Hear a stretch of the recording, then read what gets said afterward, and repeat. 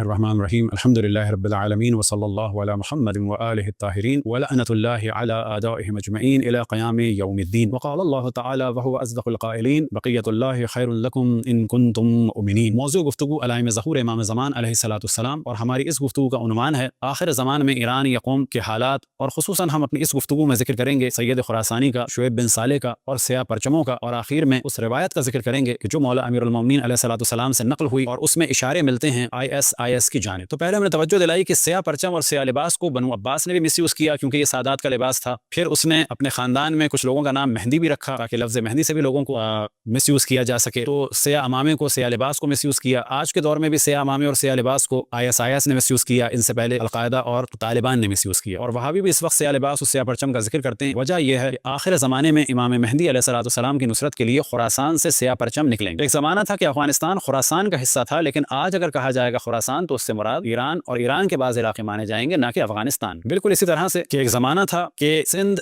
ہند کا علاقہ تھا، یعنی انڈیا کا۔ بس بعض روایتوں میں جب سندھ کہا گیا ہے تو اس سے مراد آج کا پاکستان ہے۔ ہند گو کے سابقہ ہند تھا، پاکستان پہلے ہند میں تھا۔ لیکن سوال کیا جائے گا جب چھوٹے علاقے کا ذکر ہو رہا ہے سندھ کا تو اس سے مراد اب ہند نہیں لیا جائے گا، اس سے آج کل پاکستان کا سندھ لیا۔ بالکل اسی طرح سے روایات میں ذکر ہے مولتان کا، ملتان کی جگہ مولتان، تو مولتان سے مراد وہ ملتان لیا جائے گا یا ملتان کے ارد گرد کا علاقہ۔ تو خراسان اس وقت صوبہ ہے ایران کا، تو اسی ایران کو خراسان کہا جائے گا۔ یہ اور بات ہے کہ افغانستان میں بھی ایک زمانے میں ایران کی حکومت تھی اور وہ خراسان میں آتا تھا۔ اس موضوع کو ہم پہلے بھی کچھ حد تک ڈسکس کرتے۔ سیاہ پرچم نکلیں گے امام زمان علیہ الصلوۃ والسلام کے ظہور سے 72 دن پہلے، یعنی بیفور 72 ڈیز، یا 72 مہینے پہلے، یعنی 6 سال پہلے۔ لیکن زیادہ مشہور قول ہے کہ یہ بالکل ظہور سے پہلے کچھ دن کی بات ہوگی، یعنی 72 دن پہلے کی بات ہوگی۔ یہ زیادہ مشہور قول ہے۔ یہ سیاہ پرچم کس کی جانب سے ہوں گے؟ جگہ کا تو ذکر ہوا کہ یہ خراسان سے نکلیں گے۔ ان پرچموں کی قیادت کس کے ہاتھ میں ہوگی اور یہ فوج کس کے ہاتھ میں ہوگی؟ تو روایتوں میں اس فرد کو کہا گیا ہے سید خراسانی یا ہاشمی خراسانی۔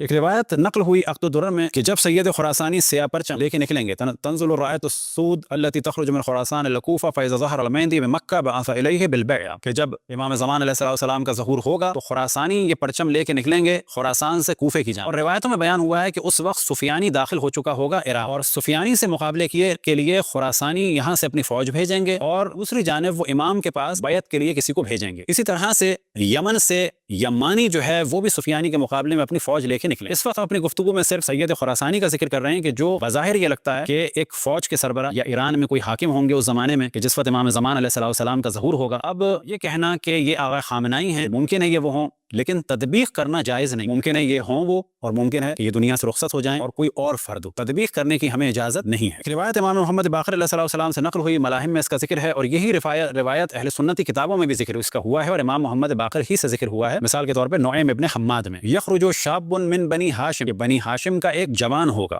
کہ جسے کہا جاتا ہے خراسانی۔ کیوں کہا جاتا ہے خراسانی؟ کیونکہ خراسان سے ہوگا۔ علامت کیا ہے؟ بکفہ الیمنی خال، اس کے سیدھے ہاتھ میں ایک تل ہوگا۔ اب اس روایت کو بعض لوگ غلط ترجمہ کرتے ہیں۔ کبھی بھی اپنے کسی موضوع کو ثابت کرنے کے لیے نہ قرآن کی غلط تفسیر کی جائے، نہ آیتوں کا غلط ترجمہ کیا جائے۔ خال کے معنی ہے ترجمہ، خال کے معنی ہے تل۔ تو روایت بیان ہوا بکفہ الیمنی خال، اس کے سیدھے ہاتھ کی ہتھیلی میں کیا ہوگا؟ تل ہوگا۔ بعض جگہ بیان ہوا کہ ید میں، یعنی ہاتھ میں اس کے تل ہوگا۔ اب یہاں پر بیان ہوا ہے کف، کف سے مراد ہوتی ہے ہتھیلی، ہتھیلی میں ہوگا۔ کچھ لوگوں نے اس کا ترجمہ کیا کہ اس کے ہاتھ میں خلل ہو، اور پھر انہوں نے کوشش کی کہ ثابت کیا جائے کہ آیا خامنائی کے ہاتھ میں خلل ہے۔ ممکن ہے کہ سید خراسانی آیا خامنائی ہو، ممکن ہے کوئی اور۔ دوسرا ایک امکان یہ ہے کہ اس وقت افواج آغا سیستانی کے حکم سے بھی بن چکی ہیں، وہ خود مشہد کے ہیں اور خراسان کے ہیں، وہ بھی سید ہیں۔ ممکن ہے یہ ہوں، ممکن ہے وہ ہوں، اور ممکن ہے دونوں نہ ہوں۔ تو کون ہوں گے؟ تطبیق کرنے کی ہمیں اجازت نہیں۔ بکفہ الیمنی خال، اس کے سیدھے ہاتھ کی ہتھیلی میں تل ہوگا۔ ویاتی من خراسان برایات سود، اور وہ خراسان سے لائے گا کس کو؟ سیاہ پرچموں کو۔ وبین یدہ شعیب بن صالح یقاتل اصحاب السفیانی فیہزمہم، اور اس کی فوج میں آگے آگے ہوگا شعیب بن صالح، اور وہ جنگ کرے گا سفیانی سے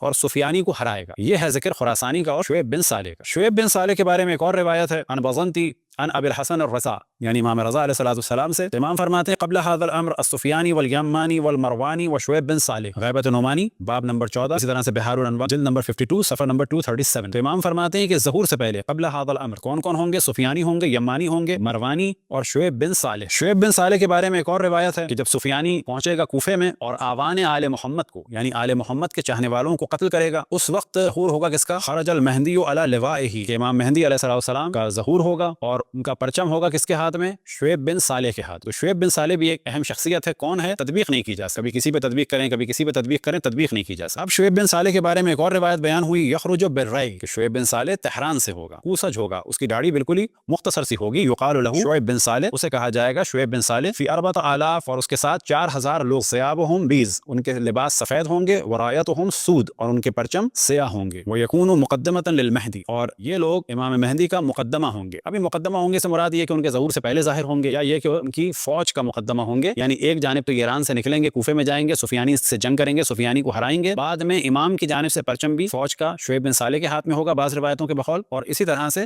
کیونکہ انہوں نے ایک بڑا معرکہ کیا ہوگا تو امام کی فوج کا بھی مقدمہ، یعنی امام کی فوج کے آگے آگے ہوں گے، یہ سارے امکانات ہیں۔ اب ایک صفت بیان ہوئی کہ ان کا کیا ہوگا، درمیانہ قد ہوگا، گندم گو رنگ ہوگا، 4000 لوگ ان کے ساتھ ہوں گے، جیسا کہ پہلے بیان۔ روایات کو کبھی بھی مس یوز نہیں کرنا چاہیے، اپنی خواہشات کے مطابق ان کے پیچھے ادھر سے ادھر نہیں کرنا چاہیے۔ اب مثال کے طور پر اس وقت ایک روایت ڈسکس ہو رہی ہے، اسے بھی ہم ڈسکس کر دیتے ہیں، لیکن تطبیق نہیں کر سکتے۔ ان امام صادق، کہ امام صادق علیہ السلام سے نقل کیا کس نے؟ جناب ابو خالد کابلی نے۔ جناب ابو خالد کابلی امام زین العابدین علیہ السلام کے شاگردوں اور اصحاب میں سے تھے، پھر امام محمد باقر کی اور پھر امام جعفر صادق علیہ السلام کے اصحاب میں سے اور شاگردوں میں سے ہوئے۔ وہ فرماتے ہیں، امام جعفر صادق علیہ السلام سے نقل فرماتے ہیں، خراسان سجستان کانی انظر الی اہلها راکبین علی الجمال راکبین علی الجمل مسرعین الی قم، کہ امام نے فرمایا سیستان معذرت خراسان سیستان، اور میں دیکھ رہا ہوں کہ یہ لوگ اونٹ پر سوار ہیں اور تیزی سے آ رہے ہیں قم کی جانب۔ یہ روایت بحر النوار کی جلد نمبر 60 صفحہ نمبر 215 میں۔ دوسری ایک روایت ہے جناب معروف ابن خربوس سے، اور یہ نقل فرماتے ہیں امام محمد باقر علیہ السلام سے، ما دخلنا علی ابی جعفر الباقر، کبھی بھی ایسا نہیں ہوا کہ ہم امام محمد باقر کے پاس گئے ہوں اور انہوں نے یہ ذکر نہ کیا ہو۔ کیا ذکر؟ قال خراسان سجستان کانہ یبشرون بذلک، کہ ہمیشہ وہ ہم سے کہتے تھے خراسان سجستان، اور اس کے ذریعے سے وہ ہمیں بشارت دے رہے ہوتے تھے کسی آنے والے اچھے واقعے۔ اب اس روایت کو بعض لوگ تطبیق کرتے ہیں آیت اللہ العظمیٰ سیستانی پر۔ وجہ کیا ہے کہ ہیں تو وہ خراسان کے، مشہد خود بھی وہیں پیدا ہوئے، ان کے والد بھی ان کے دادا، لیکن ان کے بزرگوں میں سے ایک بزرگ صفوی دور میں قاضی رہ چکے ہیں سیستان، کیونکہ وہ قاضی رہ چکے تھے اور کچھ عرصے ان کی فیملی سیستان میں رہی، تو آغا سیستانی کے بعض بزرگوں کا فیملی نیم پڑ گیا، کیونکہ وہ قاضی سیستان تھے، قاضی سیستان سے ان کی فیملی بن گئی سیستانی۔ اس وقت کوئی آدمی دنیا اسلام میں جو خراسان اور سجستان یعنی سیستان سے تعلق رکھتا ہوا آیت اللہ العظمیٰ سیستانی، لیکن خود آیت اللہ العظمیٰ سیستانی نے بھی منع کیا کہ تطبیق نہ کریں۔ اب اس روایت سے ہم یہ سوچ سکتے ہیں کہ شاید آغا سیستانی مراد ہوں کہ وہ خراسانی بھی ہیں اور سجستانی بھی ہیں، اور شاید خراسان والی جو خراسانی کی روایت ہے سید خراسانی کی، ان کی ہاتھ میں بھی ایک فوج ہے اور انہوں نے اعلان جہاد کیا، تو اس وقت تقریباً لاکھوں کی فوج تیار ہو چکی ہے۔ ہم احتمال دے سکتے ہیں کہ شاید یہ وہ، بس سید خراسانی ممکن ہے آغا خامنائی ہو، ممکن ہے آغا سیستانی ہو، ممکن ہے یہ دونوں ہوں، اور ممکن ہے کہ یہ دونوں نہ ہوں، ان دونوں کا انتقال ہو جائے، بالآخر جب انبیاء اور ائمہ نہیں رہے تو ان کو بھی دنیا سے جانا ہے، اور ان کے بعد کوئی اور فرد ہو اور وہ مصداق و خراسان۔ لہٰذا روایتیں ہم نے بیان کر دی، لیکن پھر ہم توجہ دلائیں تطبیق میں وہ روایت ہم بیان کریں جو مولا امیر المومنین علیہ السلام سے نقل ہوئی ISIS کے بارے میں، اور پہلے بھی ہم اسے بیان کر چکے ہیں۔ وہ روایت یہ ہے، مولا امیر المومنین علیہ السلام سے نقل ہوئی، یہ روایت نعیم ابن حماد نے، اور یہ نعیم ابن حماد بخاری کے استادوں میں سے تھے، شیوخ میں سے تھے۔ اسی روایت کو نقل کیا ہے ملاحم اور فتل میں سید ابن طاؤس نے، اور یہی روایت نقل ہوئی ہے کنز العمال میں جو اہل سنت کی ایک مشہور کتاب ہے۔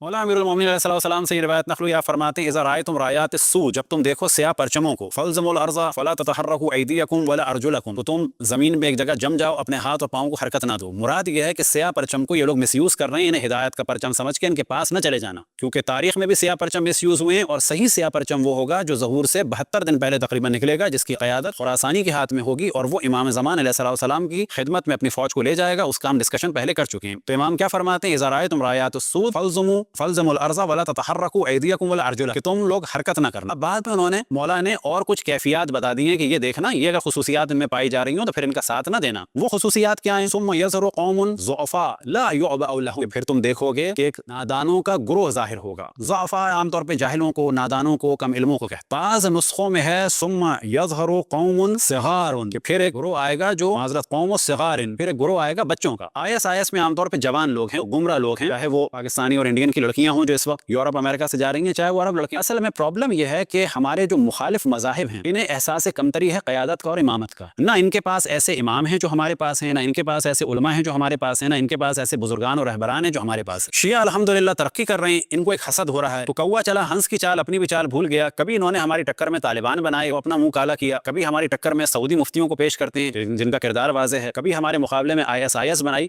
تو ساری دنیا میں اپنی بدنامی کر لی. وجہ کیا ہے کہ ان کو ایک حسد ہے اہل بیت کے ماننے والوں سے، اور یہ چاہتے ہیں کہ ہم آگے بڑھیں. آگے بڑھنے میں ہمیشہ غلطی کر دیتے. آگے اگر بڑھنا ہے اسلام میں تو صرف ایک راستہ ہے، وہ ہے اہل بیت کے دامن کو تھامنا ہوگا. تو پھر روایت کو پڑھتے ہیں، اذا رأيتم رايات السود فالزموا الارض فلا تتحركوا ايديكم ولا ارجلكم ثم يظهر قوم صغار لا يوبأ لهم. تم دیکھو، اگر تم دیکھو سیاہ پرچم تو اپنے ہاتھوں کو اور پاؤں کو حرکت نہ دینا، ایک جگہ ٹھہر جانا. پھر تم دیکھو گے ایک گروہ ہوگا، یا تو صغار ترجمہ کر لیں یعنی نوجوانوں کا، بچوں کا ترجمہ کر لیں ضعیف یعنی کم عقلوں کا. اب ان کی ایک مثال اور کیا ہے، اب ان کی ایک صفت کیا ہے، قلوبهم كزبر الحديد. قلوبهم كزبر الحديد، ان کے دل لوہے کے ٹکڑے کی مانند ہوں گے. ہم اصحاب الدولہ، وہ دولت کے اصحاب ہوں گے. دولت کے معنی اس پہ حکومت. اب آپ جانتے ہیں کہ ان کا نام عربی میں ہے دولت الاسلامیہ فی العراق والشام، Islamic State of Iraq and Syria. دولت کا دال، اسلامیہ کا الف، عراق کا عین، شام کا شین. یہ ابریویشن ہے کس کا، مخفف ہے کس کا، داعش. دولت الاسلامیہ فی العراق والشام، Islamic State of Iraq and Syria, اس کا ابریویشن ہے ISIS. تو امام فرماتے ہیں ہم اصحاب الدولہ، یعنی ان کا سلوگن یا ان کا دعویٰ ہوگا یا وہ طرفدار ہوں گے کس کے، دولت. لا یفون بعہد ولا میثاق، وہ کسی وعدے اور معاہدے کا پاس نہیں رکھیں گے، کسی معاہدے پہ عمل نہیں کریں. یہ خصوصیت ہمیں نظر آتی ہے جہاں بھی یہ دہشت گرد طالبان قسم کے لوگ ہیں، چاہے وہ پاکستان میں ہوں. جب ان سے معاہدہ ہوا انہوں نے ہمیشہ ایک ریسٹ کیا، اس کے بعد دوبارہ حملہ کیا. کبھی انہوں نے معاہدے کی پاس نہیں رکھی، کبھی انہوں نے اپنے معاہدوں پہ عمل نہیں کیا. تو مولا فرماتے ہیں لا یفون بعہد ولا میثاق یدعون الی الحق ولیسوا من اہلہ، یہ حق کی جانب دعوت دیں گے لیکن یہ خود حق والے نہیں. اسماؤہم الکنا، ان کے نام کنیت ہوں گے. مثال کے طور پہ رسول اللہ صلی اللہ علیہ وسلم کا اور مولا امیر المومنین علیہ السلام کا نام ہے محمد اور علی. کنیتیں ہیں ان کی ابو القاسم، اور مولا علی کنیت ہے ابو الحسن. لقب ہے مصطفیٰ اور مرتضی. تو نام الگ ہے، کنیت الگ ہے، لقب الگ ہے. کنیت کہتے ہیں ان ناموں کو بالفاظ دیگر کے جو شروع ہوتے ہیں ابو سے یا ابن سے. مثال کے طور پہ ابو الحسن، ابو القاسم. اسی طرح سے بعض کنیتیں ہیں جو ابن سے شروع ہوتی ہیں، مثال کے طور پہ ابن بطوطہ. زیادہ تر کنیتیں ہوتی ہیں ابو سے یا سے. مثال کے طور پہ ام کلثوم، ام الحسن لقب کنیت ہے، کنیت ہے جناب سیدہ سلام اللہ علیہا کی. تو مولا فرماتے ہیں کہ نام کنیت پہ ہوں، جیسے ابو بکر